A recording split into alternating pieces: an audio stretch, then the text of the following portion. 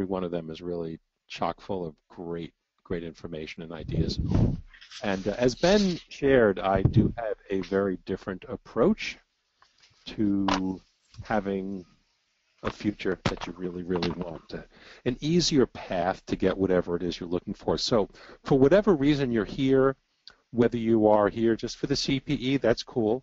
If you own a practice, run a practice, or manager in a practice, work in a practice, or whatever your role, even if you're in private industry, just stay open and listen, because I'm going to share some things with you that you don't typically tend to hear.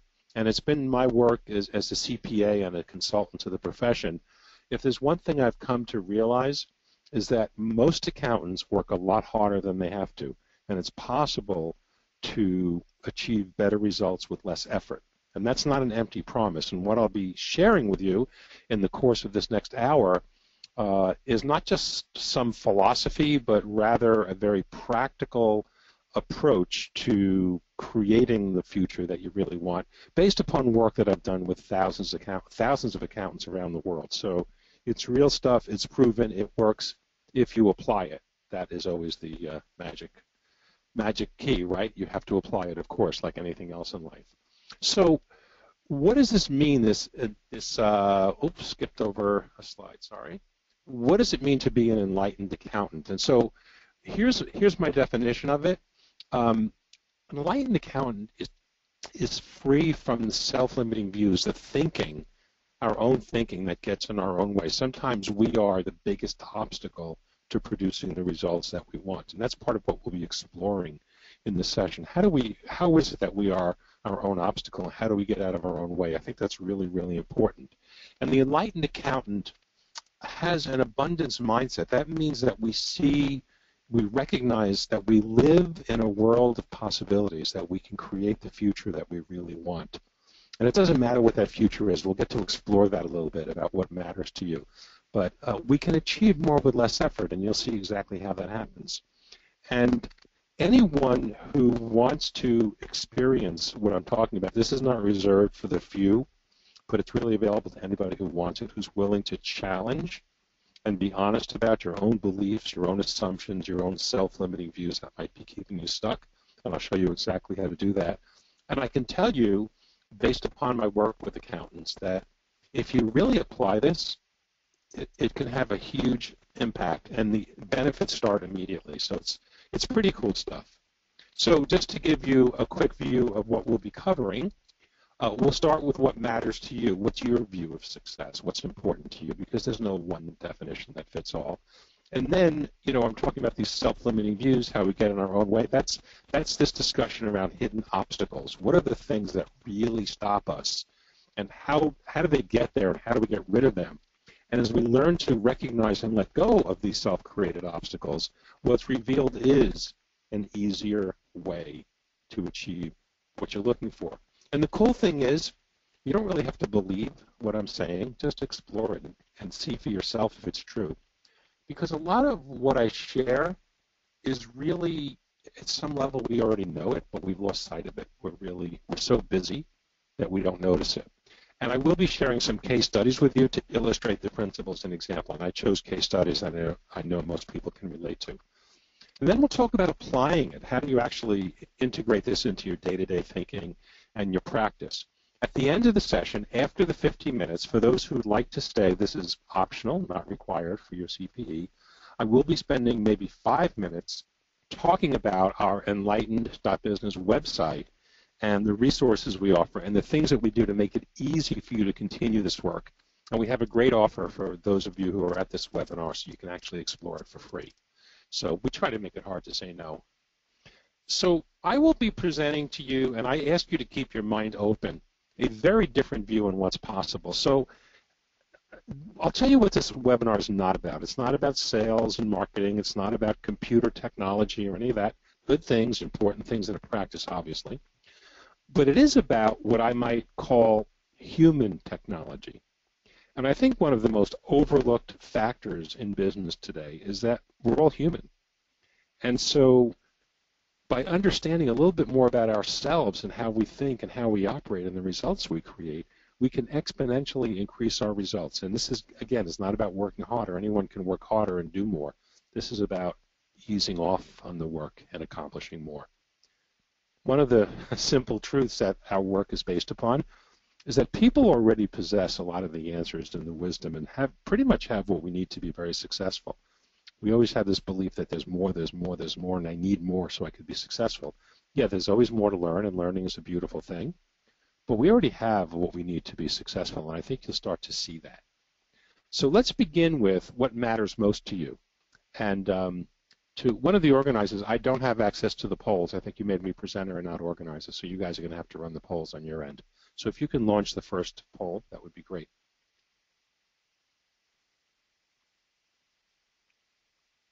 So if you can just give it a minute, it will open up on your screen.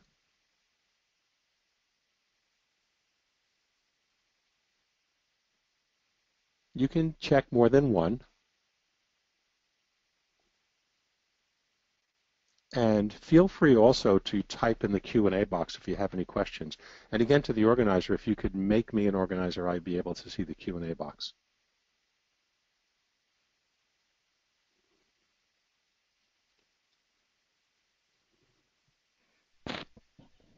Hi, Rick. Yes. Okay, yeah, the poll is just about ready to be closed. You should be able to see the poll on the right-hand side. Yes, I can see the poll. Oh, okay, I great. can see it in the audience view. And then, okay, it looks like I don't know if you can see the results, but 80% said work is rewarding, fulfilling, engaging. Yeah, if you close the poll and post results, then everyone can see it. Sure, absolutely. Yeah. And there you go. All right. Wonderful. So 80%, that's huge. Work is rewarding, fulfilling, engaging. Wouldn't that be beautiful? If it is that way, and I'm sure for many of you it is. Feeling valued and appreciated. A third say income more than abundant. I can't imagine why everybody wouldn't want that, but that's a choice. Enjoying the perfect life-work balance. I think that's huge. And truly excited about going to work each day. Yeah, these things are all available. And I appreciate knowing what matters most to you. So thank you for that. That's really helpful. So that's a sense of what you'd like to have, and I'm sure there's more to it if you think about what that ideal future would look like. When we start our work with accountants in the Center for Enlightened Business, the first thing we ask is, what's your dream practice? And then we go to this question, what's your reality? And so compare the way you'd like things to be to the way things actually are in this moment. So I'm a former practicing CPA myself. I know what it's like to be busy and always up against the next deadline, and sort of sometimes can feel like you're on a bit of a treadmill. And so what can happen is we start to feel like the way it is the way it's supposed to be, or the way it's always going to be, and it's not going to get any better. And we can sometimes feel a bit stuck in the reality of where we are. And so one of the important things I want you to take away from this webinar is to, if you think about why you went into accounting and what your hopes and dreams were early on, don't give up on that dream. Just reimagine your future. Think about the possibility of what it could be like. That's hard for people. We did this exercise once at one of our live events where we gave out this exercise, and one of the accountants there, we said, okay, share your dream. What's your dream? And he raised his hand and he said, my dream is to have a 60-hour work week during tax season. And everyone kind of chuckled. I said, really? What are you working now? He said, well, I'm working 80. So I said, well, I get that 60 is a lot better than 80, but seriously, can't you dream bigger? And he had a good laugh at that. So we're sometimes restricted in our imagining what's possible by what we call, reality. It can't be better than that. So I encourage you to push through that. So I want to give a little bit of background as to what I'm about to share with you. How did I get to learn what I learned, and how does it impact people?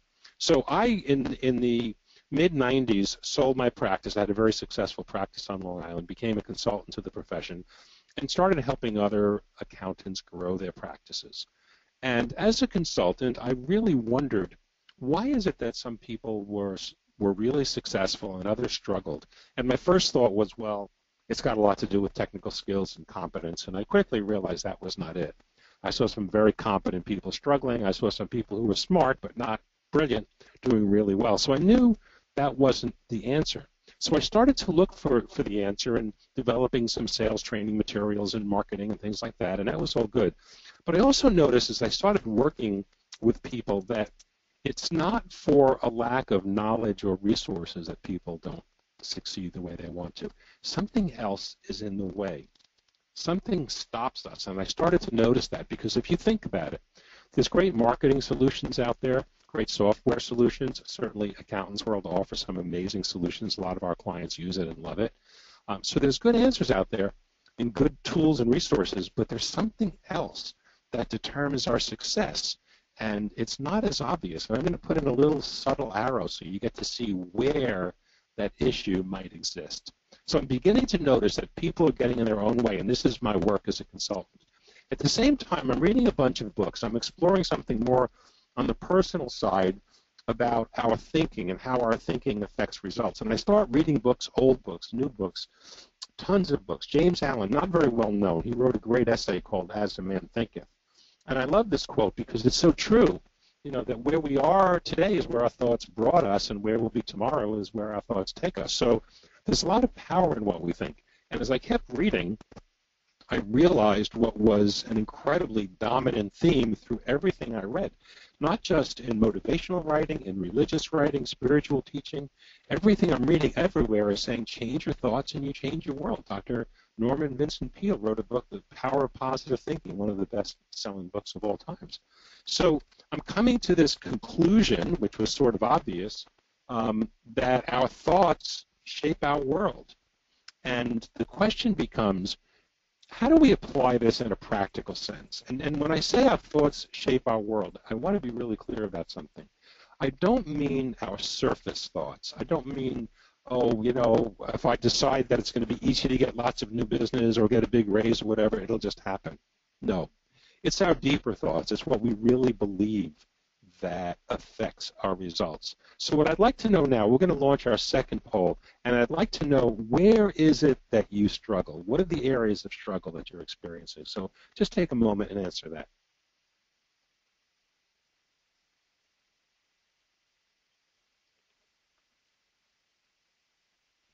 And feel free to write in the Q&A panel anything else that's not listed here.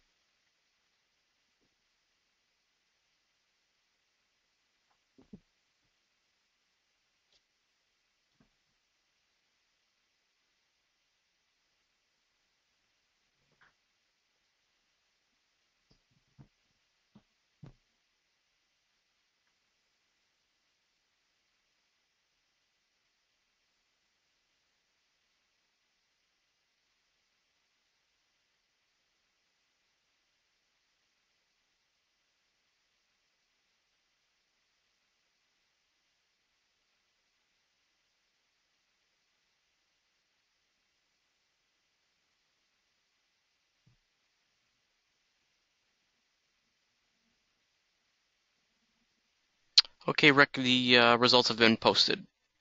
Wonderful. So the number one, the winner today is getting paid for value. That is a big one. Attracting and retaining good clients, about half the group. Attracting and retaining great staff, good team, is 20-something%. Career advancement opportunities, a third. And developing leaders in succession, 19%. So even the lowest one, that's, you know, 1 out of 5 is pretty substantial. So these are areas of struggle. And what we're going to start exploring now is, how do we get past that? How do we look at how our thinking contributes to the problem and can help us solve it? And to be clear, there are real obstacles in the world. I'm not pretending for a moment that there are not. Of course there are. But most of the obstacles that we encounter, most, are a result of how we view things. It's a result of our thinking. And what's really interesting, I'm going to give you some very specific examples, folks. Don't worry about it. I'm going to prove this to you. The simple truth is that the world doesn't care what we believe. It reflects it back as truth. So that a person's practice or their professional career is a reflection of their thinking. And with a shift in thinking, the results can change. And here's a simple example. Because our thinking affects our behavior, our actions, and our results. So one of the CPAs I worked with, a lovely gentleman from the Southwest, has about a 30-person firm. And so we were talking about self-limiting views. And one of the things he told me, not as a self-limiting view, but I said, what are your obstacles? He said, I have a lot of good people, a lot of smart people on my team, but they just can't get it done. They just can't get things right. I'm just always struggling with things.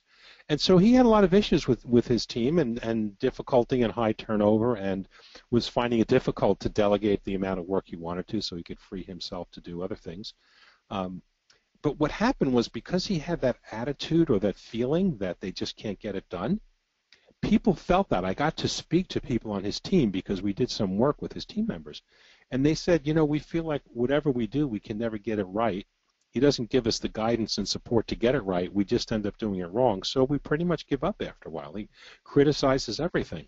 Well, you can understand why people would give up. And, you know, team members talk to each other. So that became the reality in the firm. So in my conversations with this gentleman, I shared some of that with him without sharing anything that I wasn't supposed to. I said, when you have an attitude that your team can't get it done, they pick up on that. You act and behave and think in that way, and you get to be right. The world doesn't care what we believe. It reflects it back as truth, which is why everyone has evidence to support their point of view. That's really important to understand that. So he said, well, what do I do? They can't get it done. I said, that's just your view. That's just your point of view. What other views are possible? Is it possible that with guidance and support and mentoring, they could get it done? And with that, his thinking started to open up, and he started to reveal other possibilities. So let's explore this idea of how we form our views and how they affect our world. This is a really powerful understanding of human conditioned thinking, where we think we're running the show, we think we're running our practice or our careers, and to a degree we are, but only to a degree, because to a larger degree we are run by our conditioned thinking. So let me explain how this works. It's pretty fascinating, and as I explain it, you'll see that you can see this happening in yourself. So how do we form views? Something happens. I will fill this in with specifics.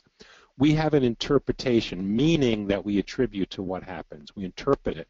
And then based on that interpretation, we make decisions about how to be. This is where the fixed views come in. So let me give you an example. Something happens. Okay. And this is something we can relate to. One of the issues that came up for people is about being paid for value or fee issues. So a client complains, or a client leaves, or we lose a proposal because of fee. It's happened to anyone in practice. We have an interpretation. Clients want low fees. They have other options. Now, that is a valid interpretation. They left because of fees, so of course they want low fees, and of course they have other options. So based upon that interpretation, we make a decision. Well, if we want to keep our clients, we better keep fees low. If we want to win new business, we have to compete on fees. That's what everybody wants. So I never argue with someone's interpretation and points of view because I know there's evidence to support it. What I want to show you now is another possibility. So let's look at another example. And in this example, the same thing happens. A client complains or leaves because of fee. So nothing, what happens is what happens. We can't change that. That's what happens.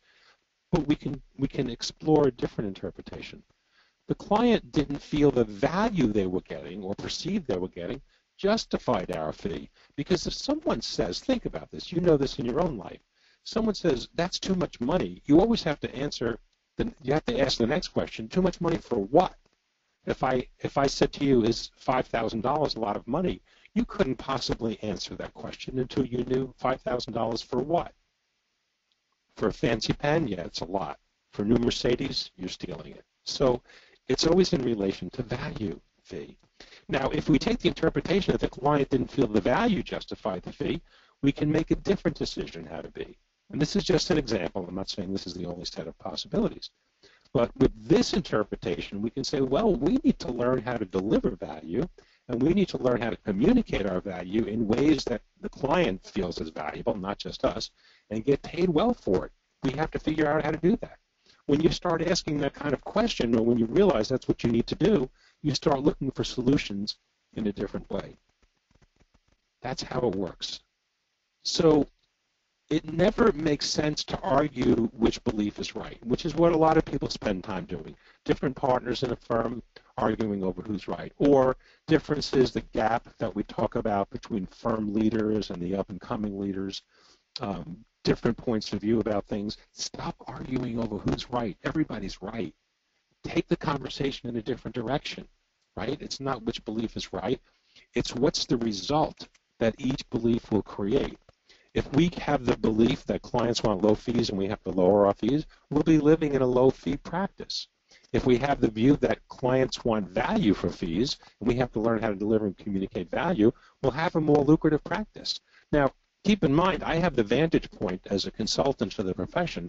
I see firms doing both. So I know that you have a choice. I see firms in any given market doing both. I see firms that are living under the what I call scarcity model, keep fees low or you'll lose them, go through the transition in thinking, and all of a sudden they find out how to deliver value and communicate value. They discover it's a lot easier than they thought, that it's not so hard to deliver value, and all of a sudden their profitability and realization rates go through the roof. Nothing changed except their thinking. And they had to peel away several self-limiting views. It's not just one. So one, will clients pay for value? Two, can I deliver value?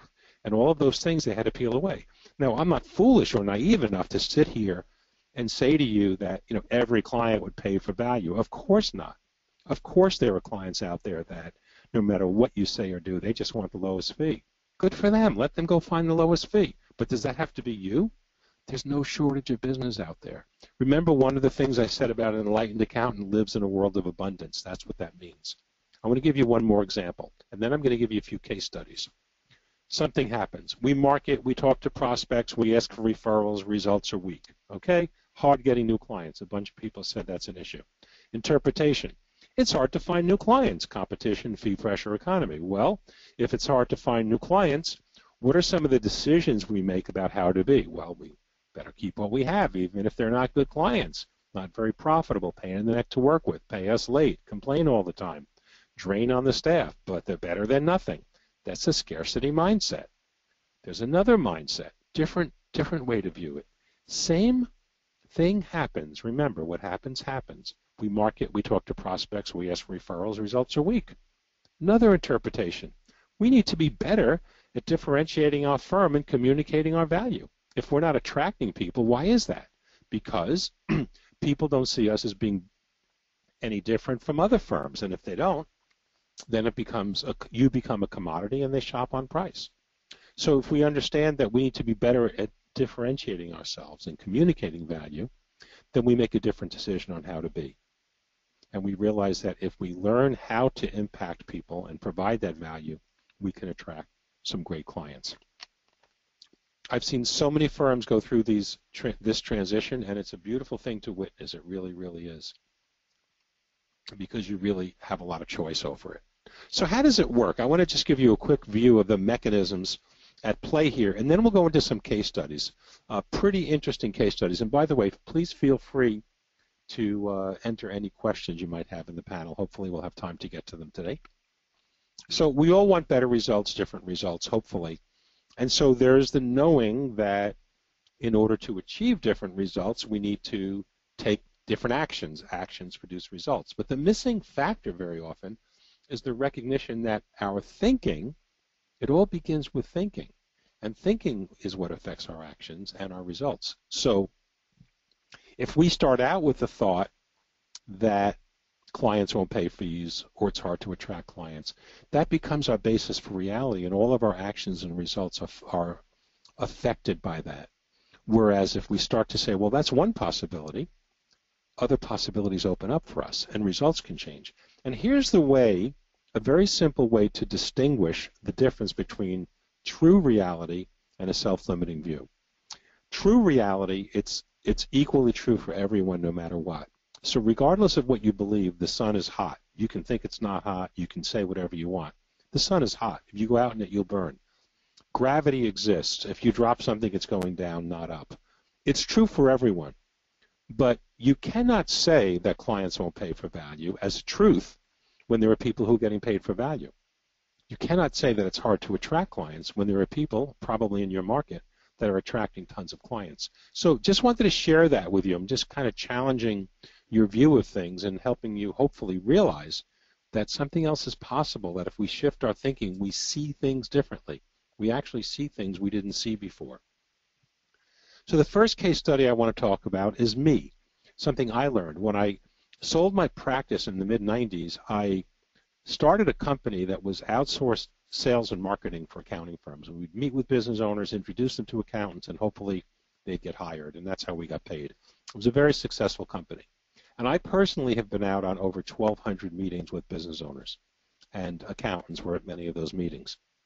Now, the number one reason that business owners would meet with us was they felt they were paying too much for their accounting services. So they wanted to meet with us. Now, as I shared earlier, when someone says they're paying too much, it means that the other half of the sentence is too much for what? In relation to perceived value, in relation to the value I'm getting. So we went into these meetings, we had conversations. They said, I'm paying too much, I want to see if you can reduce it. We said, that's fine. Let's talk about your business. Let's talk about where you're going. Let's talk about your goals and where you're stuck. We changed the conversation. Rather than talking about accounting and tax, we talked about where they were, where they wanted to go, where they were stuck. And we said to them, if we could introduce you to an accountant who would, on a monthly basis, not just take care of your accounting and tax issues, but also engage in conversations with you about your goals, your dreams, your actions, and play a role in helping you get there, would that be of interest to you? And probably 60% of the business owners we met with lit up when they heard that was possible. And a good percentage of them ended up hiring one of our accountants. And the interesting thing was that they ended up paying 2 to 3 times more. That's 200 to 300% more for a different sort of service than they originally were getting, only because they perceived greater value. So there's no one in the world who's more certain than I that clients will pay for value. And if it was 40 or 50% of those we met with, that's a lot.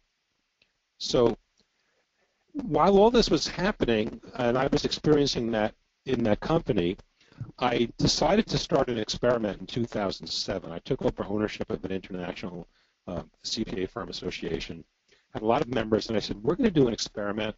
I want to see how far we can go with this notion of letting go of self-limiting views. I want to really explore what's possible. And I was very honest with them. I said, it's an experiment. I have no idea what's going to happen. But I said, we're going to get together a few times a year. And what we're going to do is do 2 things. One, we're going to set goals. Tell me how you want your dream practice to be. And then we're going to create an action plan to get there. And there's going to be coaching and accountability, some very powerful business achievement methodologies. But I said that's only 50% of it. The other half is we're going to look at and examine and let go of self-limiting views. And we had 10 accountants to raise their hand and say they're up for the experiment, 2 years. And the results were extraordinary. We continue to run that program. It's just been really, really tremendous. I want to share just a couple of the case studies from it. And I chose these because these are things that you can relate to, I know, but they're great examples of the practical reality of applying this. This is not just a philosophy we're talking about here. It's incredibly practical. So 16-person firm, West Coast, stagnant growth. Economy was not really good at the time. This is going back a few years. And they were having a lot of difficulty finding clients. So what's their view? It's hard to find clients. It's bad economy. I said, well, you're surrounded by clients. You're surrounded by opportunity. And they said, how do you know? And I said, because we all are all the time. That's how I know. So they shifted their view. They started to realize, okay, if I say it's hard to find clients, it'll be hard to find clients. What else is possible? Well, why don't you find new ways to help clients? You've got some pretty successful clients here, and you're just doing accounting and tax work for them. What else can you do for them? So they started to rethink their relationship with clients, the way they communicated with clients, the conversations they had at their meetings. They started to become more engaged in the client's business and help the client, challenge the client to set some of their own goals, challenge some of their assumptions and beliefs, and they started to become much more proactive as advisors, realizing that the most valuable thing they could bring to a business owner is not that they're experts and have all the answers, but they could ask questions, they could challenge them and keep them on purpose. And so that has completely transformed the firm. The firm is continuing to flourish. They're extremely profitable. They've had their bumps along the way, but they've grown in the last few years an average of about 20% a year, and it's very, very profitable growth. Their realization rates have gone through the roof. Just one example, same market, nothing shifted except their thinking. I want to give you one other example. We'll go to the East Coast for this one. 25-person firm, their number one issue, very talented, bright team, but they're just not productive. People have, unless we constantly push them and manage them, the work doesn't get done, or it doesn't get done well. They're always concerned about realizations and all of that. So their fundamental belief was, unless you push people hard, they're just not going to get the work done. I said, well, that's one point of view. But, if there's one thing I've learned over the years, these self-limiting views also become self-fulfilling prophecies. So I said, look, I know your team. And they said, you don't know your team, our team. You never met them. I said, well, they're human. And if they're human, I understand human beings. I understand human nature. And most people, professionals, will do well if there's incentives in place and if there's a reason for them to do well. Team members don't bust their butt for the owner. They bust their butt because they believe in something, because they win as well. If everybody wins, people will invest themselves. But I don't know any team member who wakes up in the morning and says, today if I can just make the partners a little bit richer, I'll have a good day. It's not what it's about. People have to win at all levels. So we kind of rethought the culture a little bit and said, how do we set it up so that people can self-manage, proper incentives? They did amazing things at the firm. Once they started asking the right questions, how do we have people engaged and motivated, they started putting people into work groups. They had a certain amount of work they had to get done. You know what the production is that has to come out. And they said, when it's done, you can go home. We don't care about your hours anymore. We care about getting the work done. All of a sudden, people are incredibly productive. And they even have a policy now where for the staff, are you ready for this? Unlimited vacation policy. The team that you're a part of, make sure the work is covered. So if somebody takes some time off, the team gets the work done. Then they get the work done when someone else leaves. And they had a couple of people there who abused it a little bit, but they were quickly gone. But now the firm runs beautifully, and the owner takes, one of the partners, has 3 partners, she takes 13 weeks vacation a year, and the firm's got a 130% realization rate. So you want to talk about what's possible. I love this firm because they're such a great example of change your thinking, change your world. Now, if you don't change your thinking, here's the other possibility. Because you can do nothing. We're creatures of habit, so doing nothing different is quite easy for us, comes natural. But if we don't examine the assumptions and beliefs that we operate by, that's fine. They just run the show. It's really as simple as that. If we examine them, we can take it back. So think for a moment about where you're challenged, and you can just jot this down on a piece of paper or something. This is not a poll question. We have a poll question coming up in a minute. But think about where you're challenged. It could be any of the areas on the screen. It could be leadership, management, delegation, growth, communication. And when you think about where you're challenged, what I want to encourage you to do is just ask yourself, could there be a self-limiting view running here? And 9 times out of 10, there is. I'm not saying that's the only factor, and I'm not saying that you don't have evidence to support your view. I know you have evidence to support it. I understand human nature. But I'm also saying that there's a self-limiting view, and when we shift our thinking, our world can begin to change. And the way to break through the self-limiting view, the way to get to the other side, and when I'm sharing with you, this is some of the content that comes out of the Center for Enlightened Business.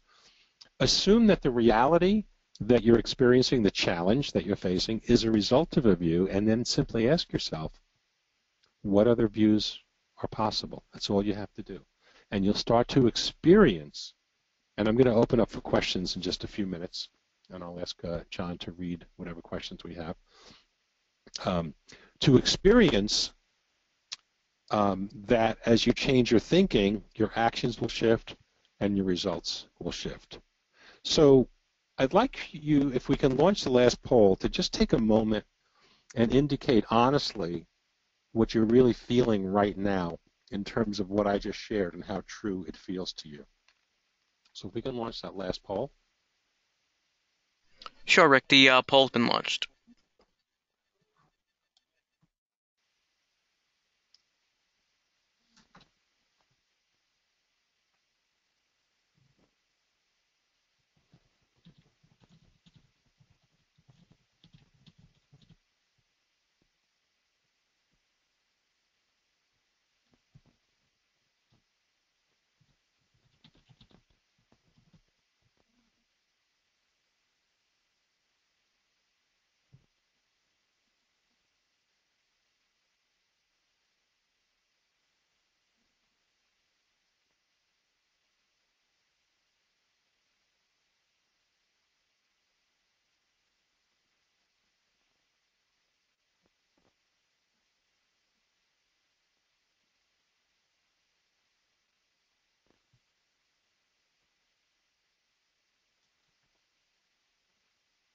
Okay, Rick. The results have been shared now.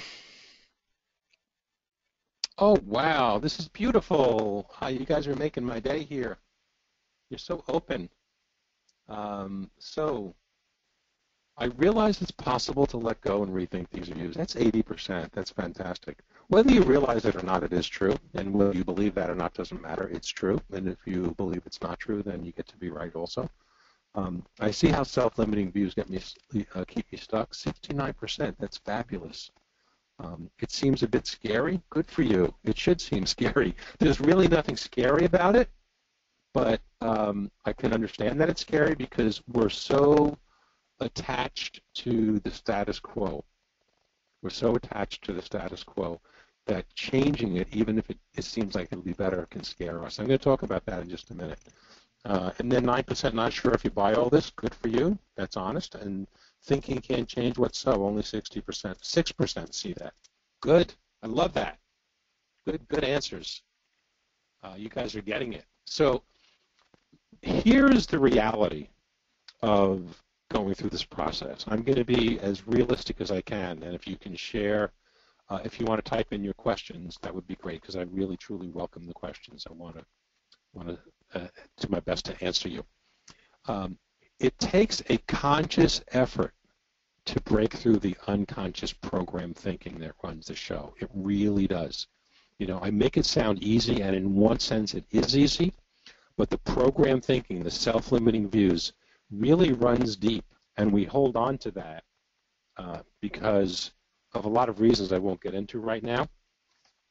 But the old habits die hard, and they feel comfortable and familiar. And as you'll see in a moment, there's a certain comfort in that. And this is one of the reasons that we put together the Center for Enlightened Business, just because people need support along the way. It's hard to do it on your own. It's not impossible, but it's hard to do it. And here's why. And this goes down to the physiology of the brain, in the amygdala, in the brainstem. I've done quite a bit of reading around brain research. I don't claim to understand most of it, to be honest. It's pretty fascinating what's learned in the world of neuropsychology these days. But we are wired that what is known is safe and what is unknown is dangerous. And as a species, and that's in all mammals and all species, that's why when the species spots another creature of the same species, it doesn't feel threatened. When it spots a different species, it feels threatened. And explains even why human beings sometimes feel threatened by people who are different, other races, other colors, things like that. It goes down to the amygdala. Different is dangerous. Same is safe. So in the same way, that mechanism operates where, you know, maybe we're struggling with low fees or not getting paid for value or attracting clients or any one of a multitude of issues, or becoming an effective leader or manager. Maybe we're struggling with those issues, and maybe we know something else is possible, and yet the very idea of stepping into the unknown, it scares the heck out of us. And it's what we call this comfort zone. The comfort zone, someone said beautifully to me recently, I realized my comfort zone wasn't all that comfortable. But it's very much going beyond our comfort zone is going beyond the known, and it can feel unsafe even though we know it is safe, even though we know it's not unsafe. And I read a great metaphor that explained it. It's sort of like when a dog has these electric collars, and there's a wire embedded around the perimeter of a property. When the dog approaches the perimeter, they get a mild shock, and that stops them, and they turn back, and they don't go past the edge. But what would happen if the dog kept running and ran fast? Yes, they'd experience momentary discomfort, and then they'd be free forever. And it's kind of like that with the comfort zone, with the known. It's really, really what it's about. Where we stick with what we know because it feels uncomfortable to change. But yet, as I've experienced with literally several thousand accountants up to this point and business owners now, pushing past that comfort zone is a momentary discomfort, and you realize it's a false discomfort, that nothing bad actually ever happens, and there's not even an electric shock. And then all of a sudden, you see a whole new set of possibilities. So this is available to anyone who wants it, as I said earlier. What you choose, your world is a reflection of your thinking. Whether you believe it or not is completely irrelevant. Your world is a reflection of your thinking. Not because Rick Solomon says it, because it's true, it's universally true, and every sage, wise man, and spiritual leader and religious leader has told us that same thing, each in their own words. Our world reflects our thinking. Your world right now, as it is a reflection of your thinking. And so if we continue doing what we're doing, there's nothing wrong with that. Absolutely nothing wrong with it. Perfectly okay. We'll keep getting what we got, and that's fine. It's just a choice. But the other possibility, for those who want it, and it's not for everyone, for those who want it, is to say, what else is possible? Is it possible to have my practice, my career differently? And I can tell you that if you believe it is, or you believe it isn't, you're going to be right. So that's what possibility is. So with that, I'd love to know if you can make me organizer, Jonathan. I will see the questions. Otherwise, if you can just read some of the questions, that would be Sure, great. sure, absolutely. Hold on one second. If there are questions.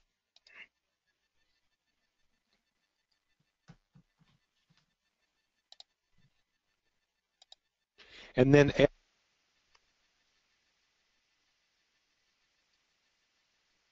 answer the questions and fulfill the 50-minute requirement, which we have just a few minutes to do.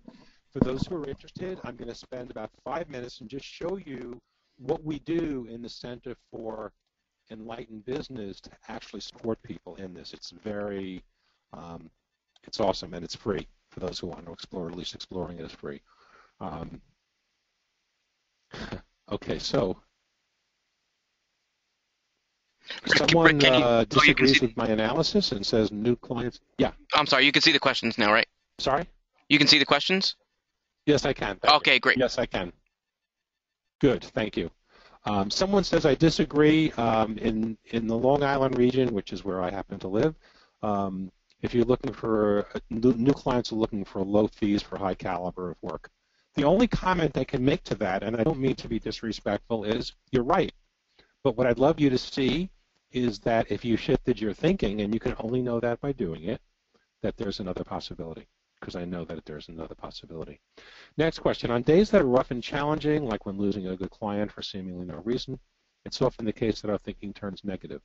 It's hard to change our thinking on our own. Can you give us a step or two to change our thinking as per your paradigm when we really need it? Love the question. Yeah, look, reality is there are some tough days, and that's just the way it is. And what I find the best way to get through that is to allow yourself to feel the loss. Don't avoid it or push it away. Feel the disappointment, the grief, whatever feeling comes up, because nobody likes losing a good client. And then ask yourself, what can I learn from this? Because it's really, really rare that we lose a good client for no reason. There is a reason. We might not know what it is. So if we can figure out what that is, great. And then, consistent with what I'm sharing, don't beat yourself up over it.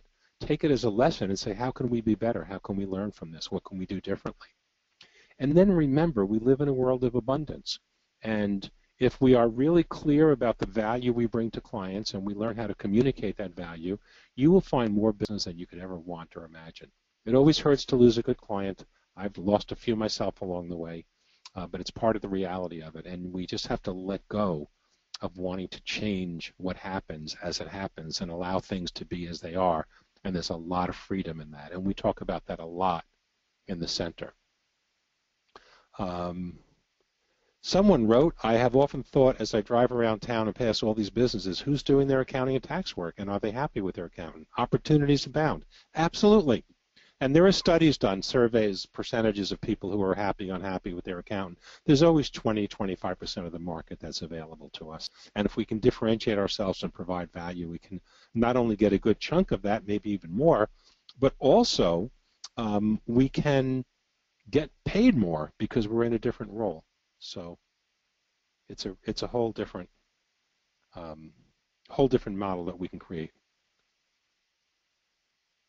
Someone asks, I work in a 10-person family-owned practice, totally dominated by a father-son. We have horrendous morale, adversarial atmosphere between those two and the rest of the firm. Though a principal in the firm, I'm not in a position to change and drastically needs adjustment. Not position to change what drastically needs adjustment. If I had the opportunity, I could make significant changes to rewrite the ship. How in the world do I change that headstrong environment? Oh my gosh, that's a tough question. The answer is I don't know. You know, the environment has to want to change. And I think it's really important. Obviously, I don't know any more about the situation than what I just read, but we all have to make an assessment. If the people who run things and own things and make the decisions are not open and are not changing, we have to just question, is it the right place for me? Is it a healthy place for me? I mean, I hate to say that, but sometimes it comes down to that. You know, we do our best to get things righted, and if it just can't happen, you have to then ask yourself, is it healthy for me to stay here? Is it going to give me the future that I want? And sometimes it means having those heart-to-heart conversations with these people so they understand the seriousness of what you're feeling. Anyway, that's my quick thought. Are certifications necessary to define who an accountant is and their ability to produce quality work in order to build and retain clientele? Certifications in our profession, there are more of them. They're wonderful. They're great. If you want to do work in those arenas, I think they certainly help. Are they necessary to build a successful, lucrative practice? I don't think so. I think what's necessary more than anything, and I'll end with this one because we're at our 50 minutes, and then we'll continue along with just a little bit of discussion around the Enlightened Business Program. More than anything, what clients are looking for, so hear this because this is important, it's connection with an accountant. It's a relationship with someone who understands their goals, understands what's important to them, knows what their issues are, and is doing their best to help make that happen. You're not the expert who has the answers that they don't have. You're not the one who comes in and waves a magic wand and makes it happen. The client's got to do it, but you're a partner. You're an ally. You're walking the journey with them. And when you're willing to do that, ask questions, challenge their assumptions, provoke their thinking, hold them to task. When you have that kind of relationship, the client will pay you in gold because it's very rare and it's incredibly valuable. So that's all the questions that I have the time for at the moment. I really appreciate those questions. And this will end the official portion of the webinar. Those who need to leave, feel free. You've earned your CPE credits. And for those who care to stay, I promise you just a few quick minutes. And if you want to type questions in on this, feel free as well. Just to talk a little bit about the